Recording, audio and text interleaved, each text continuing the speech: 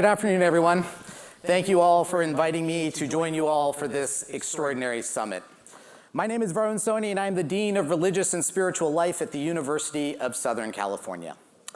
Being here at the Business of Beauty as a career academic, I can't help but feel like the class nerd who finally got to hang out with the cool kids at lunch, and that's been very therapeutic in helping me resolve all my high school trauma, so I'm very grateful for that. And attending the summit has also given me a lot of street cred with my wife. In fact, being here is probably good for my marriage, and I need all the help I can get. So for the therapy session and for the marital support, I'm very grateful to all of you. For nearly 20 years, I've been the chief spiritual leader of the University of Southern California. And my congregation is comprised of 70,000 people who represent 140 different countries. In my role, I oversee more student religious groups and campus chaplains than anyone in the United States, right in the heart of Los Angeles, which is the most religiously diverse city in human history.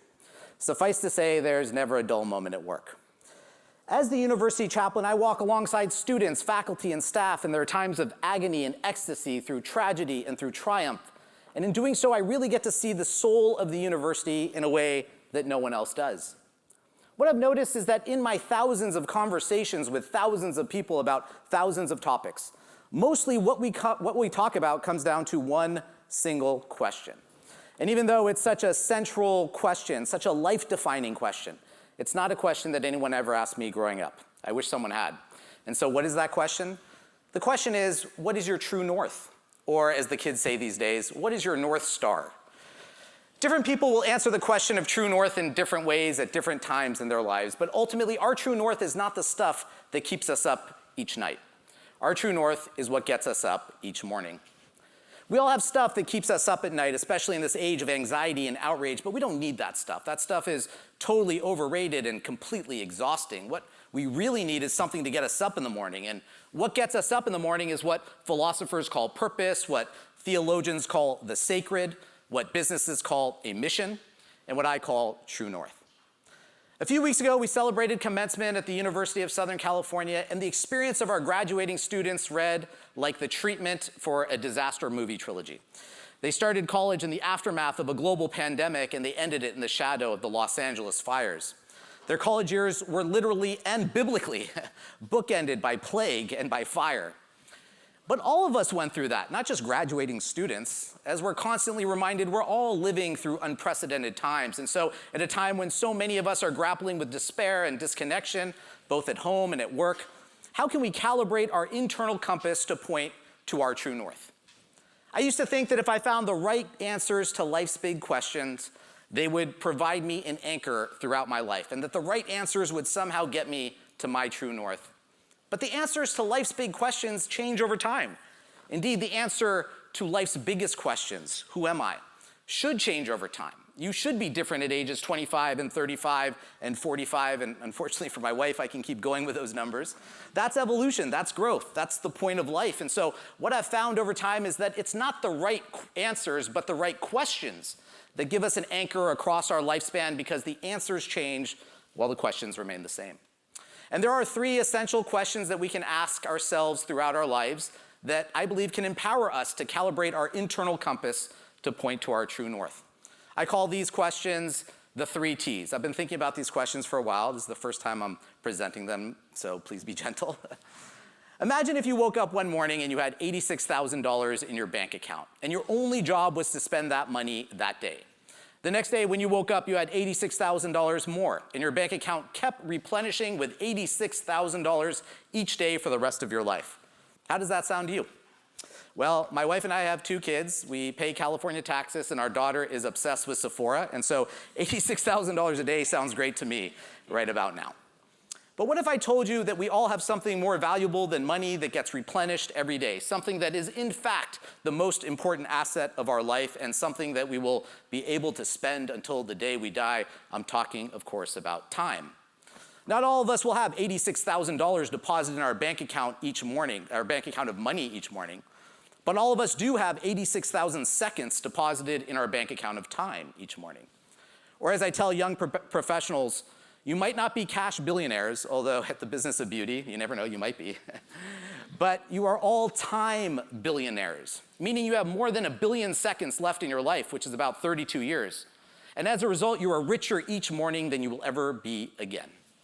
We can all make and lose money and make it back again, but we can't do that with time. Once we've spent it, it's gone forever, and that's the reason that time is our most precious asset, because it's our scarcest. No matter how long we live, all of us will die young.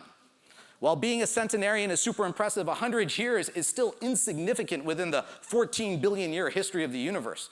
And that's why how we spend and invest our time is probably the most important decision we'll make for ourselves in this lifetime, even more than how we spend and invest our money. And so the first T is time. How do you spend your time? How do you want to spend your time? And how do you close the gap?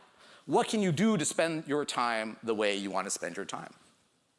In 1938, a group of researchers at Harvard University launched the longest longitudinal study of human behavior ever done, called the Grant Study. I'm not sure if it's still legal to cite research from Harvard University, but here it goes.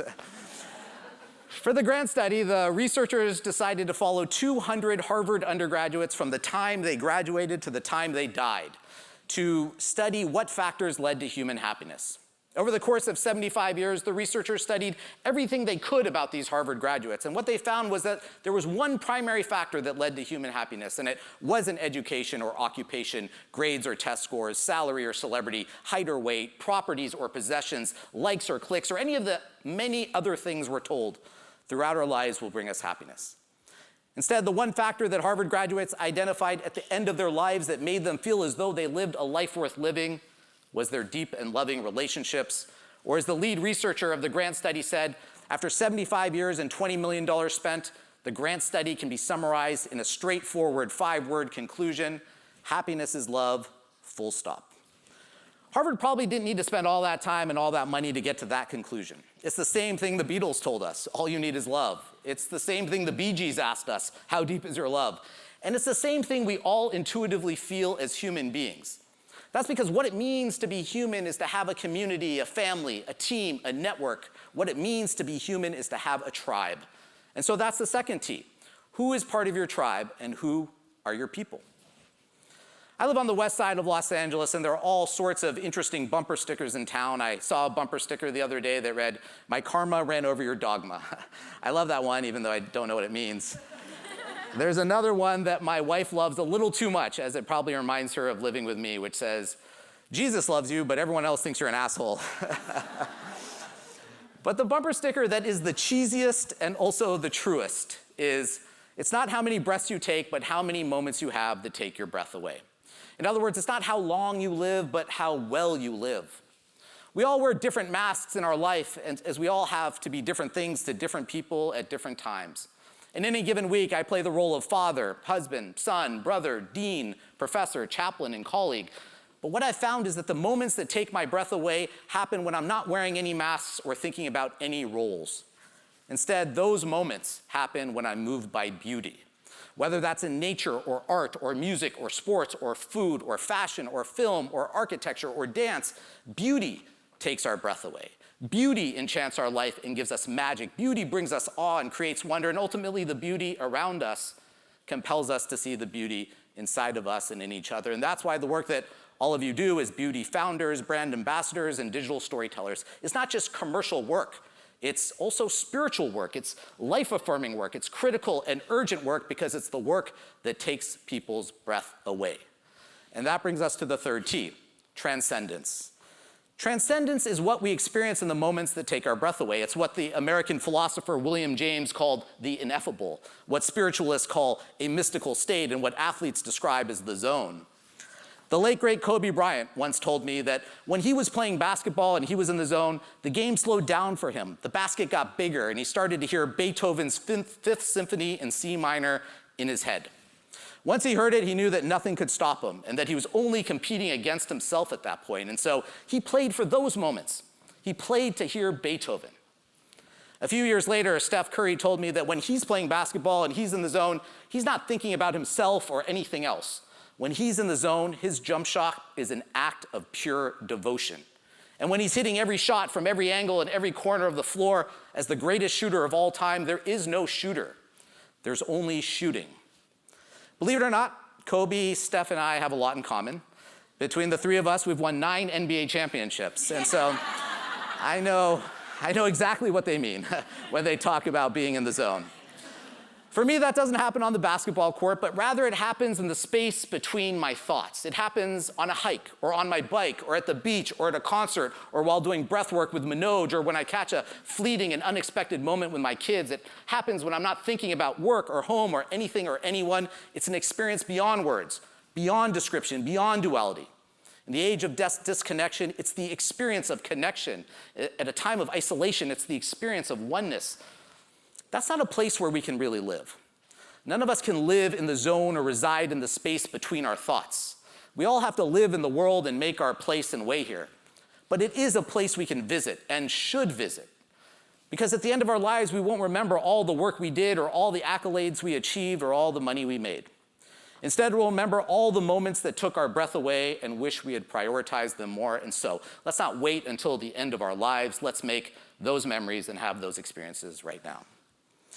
The Jesuit theologian Pierre Teilhard de Chardin famously said, "We are not human beings having a spiritual experience.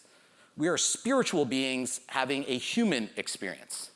That means that at our core, we are spiritual, and one of the ways to stay connected to our spiritual core is to have a spiritual practice.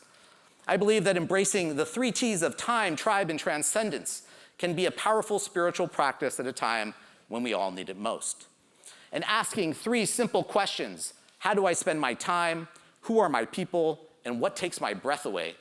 Can help us calibrate our internal compass to point to true north. Because how we spend our time tells us a lot about what matters to us. Who we hang out with tells us a lot about our values. And what takes our breath away tells us a lot about ourselves. Earlier this year, like many people I know and love, my family was displaced by the Palisades fire. And we've spent the last few months wandering, both physically and spiritually, trying to regain a sense of home. When it happened, it was devastating, and I couldn't find any meaning at all in the fires. I couldn't honestly tell myself or my kids that there was a reason for all this pain and destruction, and I really struggled with that. But what I soon discovered was that even though I couldn't find meaning in it, I could make meaning out of it. I couldn't control the situation, but I could control my reaction to the situation, my perception of the situation.